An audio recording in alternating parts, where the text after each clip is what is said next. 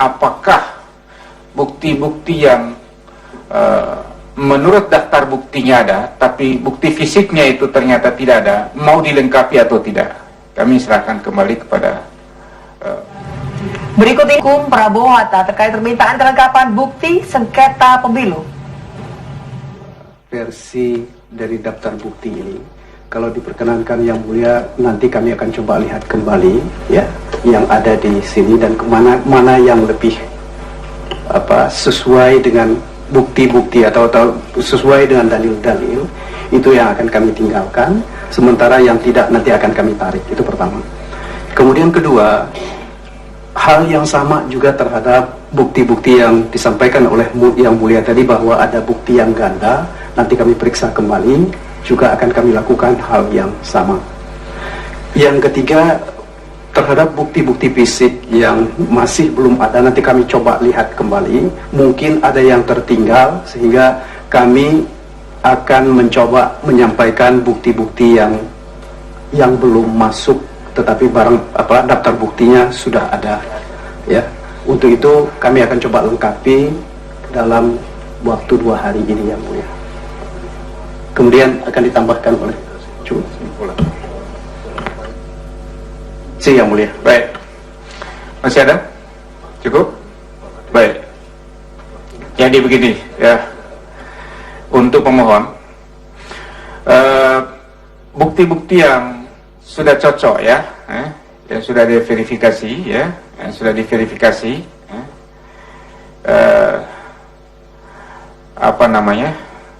maaf, jadi begini, karena kita harus memastikan dulu bukti yang mana, versi yang mana yang dipergunakan. Karena itu ya, kita tidak buka lagi sidang ya. Kita sahkan hari ini, tapi dengan catatan sama dengan termohon juga ya. Kita buka sidang.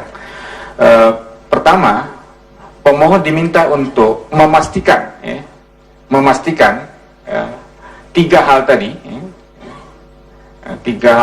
ya, yang sudah disampaikan besok pada saat memajukan kesimpulan. Jadi itu juga sekaligus untuk menjadi pedoman bagi mahkamah ya, dalam memastikan bukti-bukti dari pemohon ya. Jadi besok pada saat mengajukan kesimpulan, langsung ya, memajukan juga perbaikan dan kepastian ya, terhadap bukti itu, baik ganda maupun bukti-bukti fisik yang tidak ada, dan 3 versi bukti tadi ya. Karena itu secara umum bukti-bukti pemohon ini bisa disahkan dengan catatan-catatan yang finalnya adalah apa yang disampaikan oleh pemohon besok ya. Ya, pemirsa, informasi terkini terkait sidang sengketa Pilpres akan kami hadirkan usai jeda. Di kabar siang nanti kita masih akan terus mengetahui ataupun sekaligus mengetahui perkembangan dari Mahkamah Konstitusi, sekaligus membicarakan permasalahan sengketa Pilpres ini, tentunya bersama dengan Ibu Siti Zuhro. Nanti selengkapnya Ibu ya, kita lihat paket informasi terlebih dahulu, di mana kehadiran Yusril Iza Mahendra pada sidang sengketa pemilu presiden di Mahkamah Konstitusi mengundang reaksi. Ya, Yusril mengaku ini menerima banyak serangan negatif setelah memberi opini terkait pelaksanaan Pilpres 9 Juli lalu. Nah, menurut Yusril, saksi dan ahli adalah 2 istilah berbeda. Yusril mengaku tetap netral dalam memberi pandangan di sidang Mahkamah Konstitusi.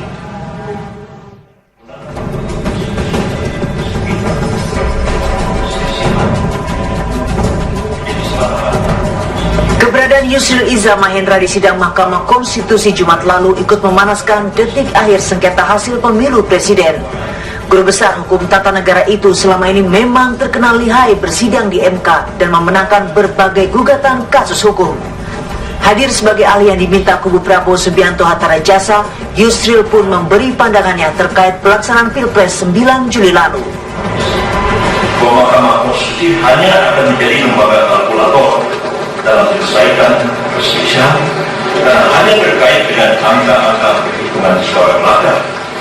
Walaupun dalam perkembangannya di MK menciptakan jurisprudensi penilaian perolehan suara itu apakah dilakukan dengan atau tanpa pelanggaran yang dilakukan secara sistematik, terstruktur, masif atau tidak. Pada hemat saya, setelah lebih satu dekade keberadaan MK, sudah saatnya membentuk undang-undang malah MK sendiri dalam menjalankan kewenangannya untuk melangkah ke arah yang lebih substansial, bisa mengadili dan memutus sengketa pemilihan umum, khususnya dalam hal ini perselisihan pemilihan umum presiden dan wakil presiden, seperti misalnya yang dilakukan oleh Mahkamah Konstitusi Thailand yang dapat menilai apakah pemilu yang dilaksanakan konstitusional atau tidak. Sebenarnya tidak ada paparan Yusril di sidang MK yang berpihak ke salah satu calon. Sebagai pakar hukum, Yusril menempatkan dirinya berpihak pada konstitusi. Namun lantaran yang meminta Yusril hadir di MK adalah Prabowo Hatta, guru besar hukum ini pun diserang pendukung kandidat lain. Yusril dinilai telah ingkar janji setelah bersedia hadir di barisan Prabowo Hatta, apalagi Yusril sebelumnya menyatakan netral dalam gugatan sengketa Pilpres. Melalui akun Twitternya, Yusril menepis serangan-serangan miring yang dialamatkan kepadanya. Menurut Yusril, saksi dan ahli adalah dua istilah berbeda. Dalam hukum acara MK, ahli bukanlah saksi. Fungsi ahli memberikan pengetahuan tertentu atas kepakaran yang dimiliki. Bagi Yusril, mau diminta oleh pihak manapun, baik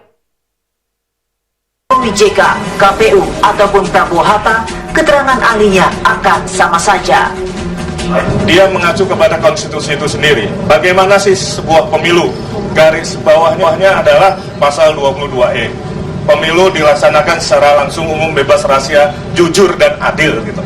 Nah, kemudian diukur nih pelaksanaannya. Memenuhi tidak? Gitu ya, jujur dan adil ini. Nah, ini yang sekarang diukur. Apa yang disampaikan Bung Tobas tadi bahwa fakta yang ada di persidangan kemudian dinilai atau dikuatkan atau dilemahkan oleh saksi ahli, ini terjadi. Ketika kita memperdengarkan keterangan ahli dalam persidangan, maka sebenarnya bagi MK itu dua hal yang akan dilihat dalam persidangan ya. Yang pertama, fakta yang diperoleh dari saksi. Kemudian ahli yang akan menerangkan soal hukumnya. Jadi ada fakta dan ada hukum. Nah, kalau ahli dia akan lebih menekankan soal fakta-fakta yang sudah diungkap di persidangan, hukumnya seperti apa.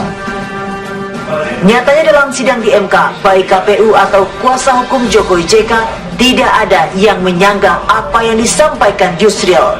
Dalam kicauannya di Twitter, Yusril menyebut pendukung Jokowi yang menyerangnya adalah korban pembiasan pemberitaan media. Tim TV One mengabarkan. Ya, pemirsa, masa pendukung Prabowo Subianto hari ini kembali berunjuk rasa di luar gedung Mahkamah Konstitusi. Dan seperti apa kondisi terkini di sana saat ini? Segera kita bergabung dengan rekan Ricky Satria. Persidangan sudah selesai dilakukan, Ricky. Tetapi bagaimana situasi terkini di sekitar gedung Mahkamah Konstitusi? Baik, terima kasih rekan di studio. Kondisi terkini di depan gedung Mahkamah Konstitusi saat ini masih terjadi unjuk rasa dari ratusan pendukung Prabowo Subianto Hatta Rajasa. Sejak pagi hingga saat saya mengabarkan ini, ratusan massa terus berdatangan dari sejumlah elemen masyarakat. Setidaknya dari catatan kami ada 3 komunitas atau community dari pendukung Prabowo ini yang datang terus hingga saat ini, sebut saya seperti Gamparin atau Gerakan Masyarakat Pendukung Republik Indonesia, kemudian juga ada Garda Prabowo serta Sahabat Prabowo, dan tentu saja berbagai macam lapisan masyarakat yang terlihat memakai baju bergambarkan Prabowo Hatta. Dari pengamatan kami dari pagi hingga saat ini, pemirsa, memang ratusan pendukung Prabowo masih terus melakukan orasi menuntut kepada Majelis Hakim Mahkamah Konstitusi untuk terus melakukan pengadilan yang bebas dari intervensi dan mengeluarkan sejumlah opini dari versi pendukung, di mana KPU dan DKPP dianggap sebagai pihak penyelenggara maupun dari pihak pengawas pemilu juga dianggap tidak bekerja secara transparan, karena mereka ada sejumlah tudingan yang mereka temukan dari para pendukung Prabowo ini melalui sejumlah media DPKTB yang mereka sebut sebagai ajang tempat untuk memobilisasi massa di sejumlah tempat pada saat pelaksanaan pemilu presiden 9 Juli yang lalu. Meski ratusan pendukung Prabowo terus menyemut di depan gedung Mahkamah Konstitusi, tampaknya pemirsa arus lalu lintas di depan gedung MK di Jalan Medan Merdeka Barat belum ditutup dari arah MH Tamrin menuju Harmoni.